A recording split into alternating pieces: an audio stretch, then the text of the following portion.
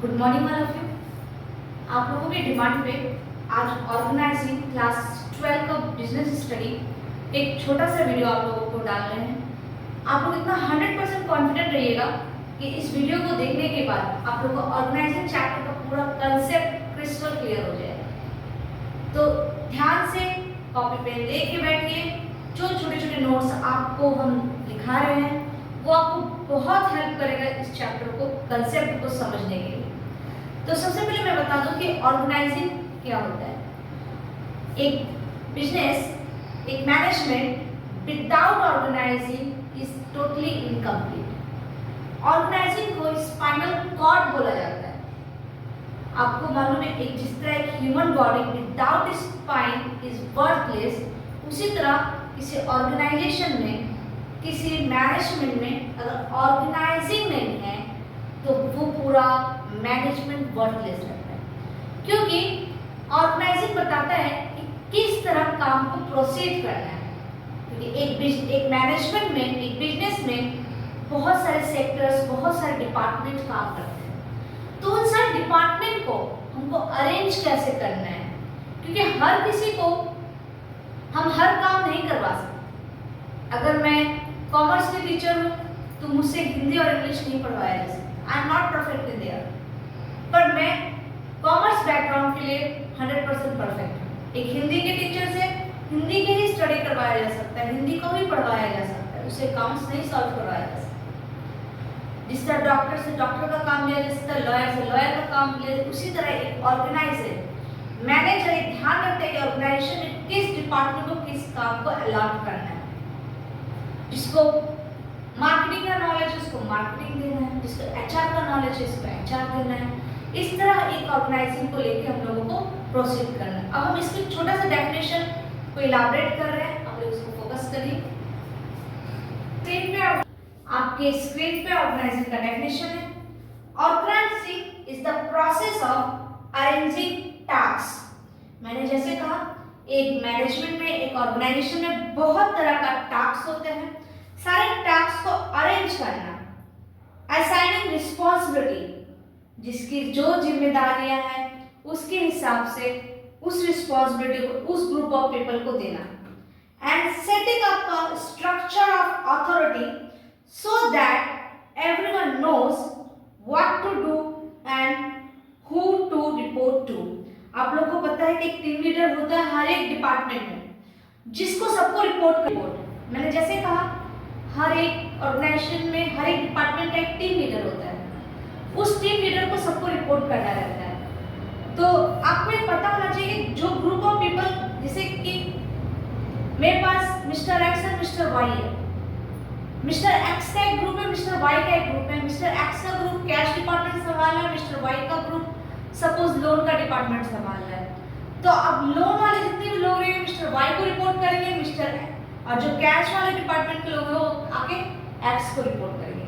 तो किसको क्या करना है, किसको कैश संभालना, किसको लोन लेना है, तो ये सब सारे लोग किसको कोऑर्डिनेट करेंगे ये पता होना चाहिए। This help people work together smoothly to achieve the organisational goal. इस तरह एक ऑर्गेनाइजेशन में सबको सब पता होना चाहिए कि किसको क्या ग्रुप ऑफ वर्क करना है, क्या काम करना है, जिससे एक ऑर्गेनाइजेशन, एक मैनेजमेंट का काम क्या हो सके, स्मूथली चल सके। हम लोग का जो टॉपिक है स्टेप्स ऑफ ऑर्गेनाइजेशन। अब हम लोग स्टेप ऑफ ऑर्गेनाइजेशन को स्क्रीन में देखेंगे।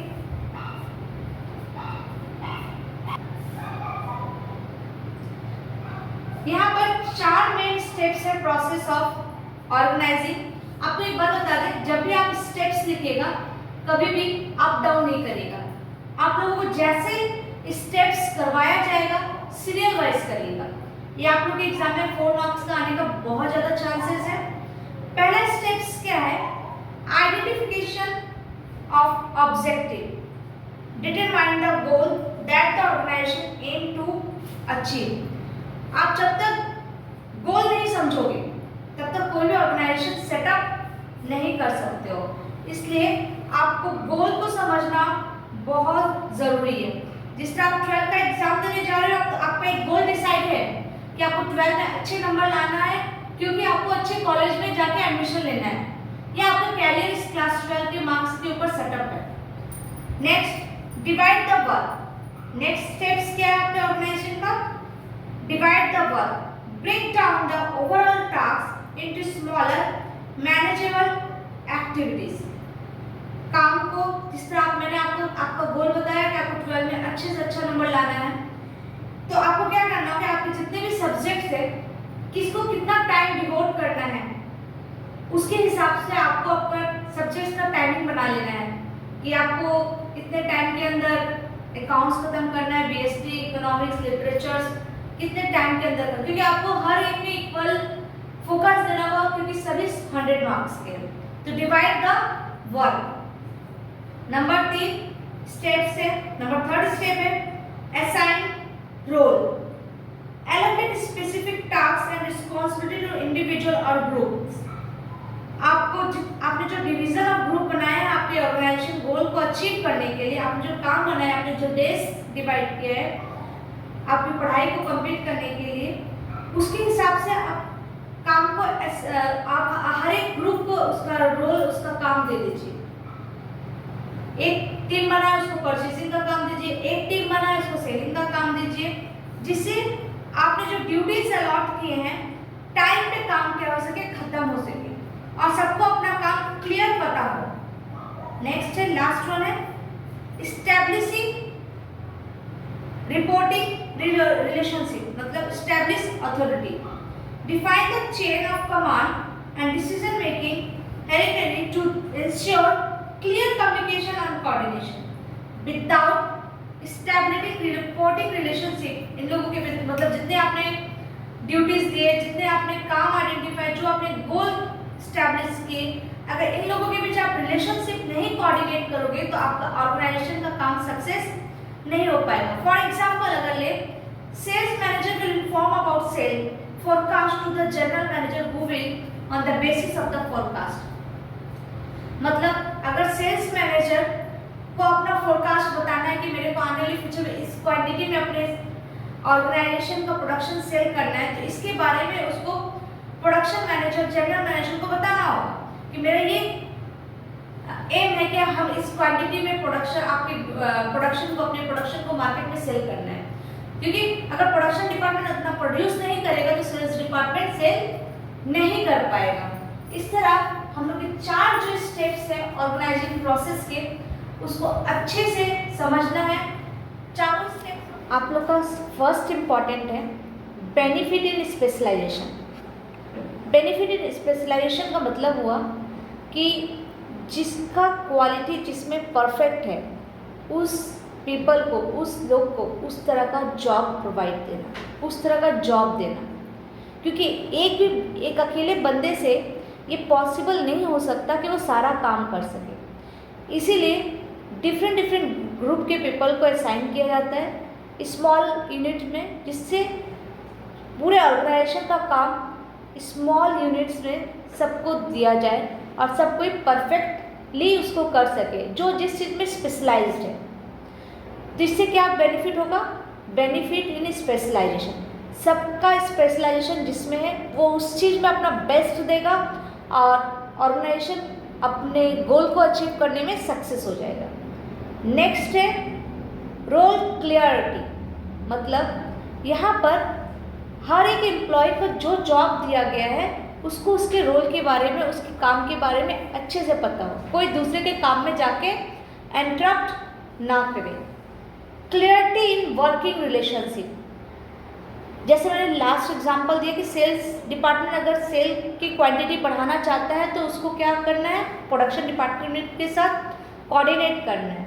इसका मतलब यह कि सेल्स डिपार्टमेंट का रिलेशनशिप प्रोडक्शन डिपार्टमेंट के साथ अच्छा रखना होगा, जिससे अगर प्रोडक्शन डिपार्टमेंट ज़्यादा प्रोड्यूस करेगा तो उसको सेल डिपार्टमेंट को भी इन्फॉर्म करना होगा कि आपको सेल का क्वांटिटी बढ़ाना है क्योंकि प्रोडक्शन ज़्यादा होने जा रहा है। तो 2 ग्रुप ऑफ पीपल के बीच, पूरे ऑर्गेनाइजेशन के ग्रुप ऑफ पीपल के बीच में कोऑर्डिनेशन और रिलेशनशिप अच्छा होना बहुत ज़रूरी है। Optimum utilisation of resources. क्योंकि आपको ये भी पता है कि रिसोर्सेज आर ऑलवेज स्केयर, तो हम लोगों को वैसा रिसोर्स इस्तेमाल करना है जितना ज़रूरत हो, एक्सेस वेस्ट नहीं करना है। Coordination effective administrative. Coordination and effective administration मतलब management should be strong because harmony is always work. अगर आपने ग्रुप में काम किया है तो ग्रुप में हार्मोनी होना बहुत ज़रूरी है, कोऑर्डिनेशन होना बहुत ज़रूरी है। इसके लिए इफेक्टिव एडमिनिस्ट्रेटिव होना चाहिए। अगर इफेक्टिव एडमिनिस्ट्रेटिव है तो automatic coordination harmony group of people में इस्टेब्लिश्ड हो जाता है। बिकॉज यहाँ पे वर्किंग रिलेशनशिप क्लियर होना बहुत ज़रूरी है। Adaption to change, adaption to change means changes can be adapted only in that area जहाँ पर ज़रूरत हो, क्योंकि आपको ये भी पता है we people are live in dynamic age. तो अगर हम लोग चेंज को अडॉप्ट नहीं करेंगे we can not get progress. Expansion and growth, expansion and growth is also very important for the organizing। अगर प्रॉपर डिवीजन ऑफ वर्क रहेगा department में तो ऑटोमेटिक काम क्या होगा, एक्सपैंड होगा, क्योंकि proper division of work expand करता है काम को, प्लान को, जिससे हम लोगों का जो ऑर्गेनाइजेशन गोल है इजली अचीव कर सके। Last important, development of personal. Actually हर एक ऑर्गेनाइजेशन टेक्नोलॉजिकली डेवलप्ड होना चाहिए बिकॉज आज का एज है टेक्नोलॉजी का एज। तो टेक्नोलॉजिकल डेवलपमेंट हर एक ऑर्गेनाइजेशन के लिए बहुत ज़रूरी है, जिससे वो न्यू मेथड से अपने प्रोडक्शन, अपने मैनेजमेंट रूटीन को कंटिन्यू कर सके।